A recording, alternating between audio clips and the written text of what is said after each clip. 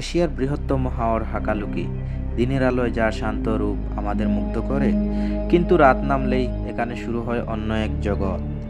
কেন জেলেরা আজও এখানে একা মাছ ধরতে ভয় পায়? জলের নিচে কি সত্যিই কোনো অতৃপ্ত আত্মা লুকিয়ে আছে? বলছিলাম, মৌলভীবাজার জেলার কুলাউড়া ও বড়লেখা জুড়ে বিস্তৃত এই বিশাল জলরাশি। লোককথা অনুযায়ী হাকালুকি নামের পেছনে লুকিয়ে আছে হারিয়ে যাওয়া করুণ এক ইতিহাস। তবে আজ আমরা জানব এখানকার কিছু অমীমাংসিত রহস্যের কথা। এখানকার মাঝিদের বিশ্বাস, এখানে বাস করে আফত নামের এক জলদানব। বলা হয় গভীর রাতে হঠাৎই জলের উপর রহস্যময় আলো জ্বলে ওঠে, যাকে স্থানীয়রা বলেন আলিয়া।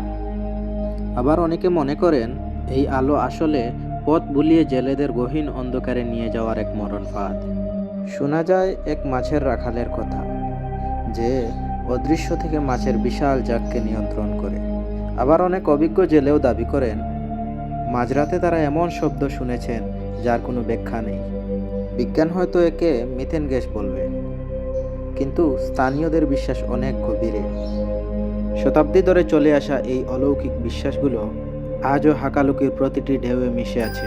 আপনি কি মনে করেন, এগুলো কি শুধুই গল্প, নাকি এর পেছনে অন্য কোনো সত্য আছে? আপনার মতামত কমেন্টে জানান আর আমাদের সাথেই থাকুন।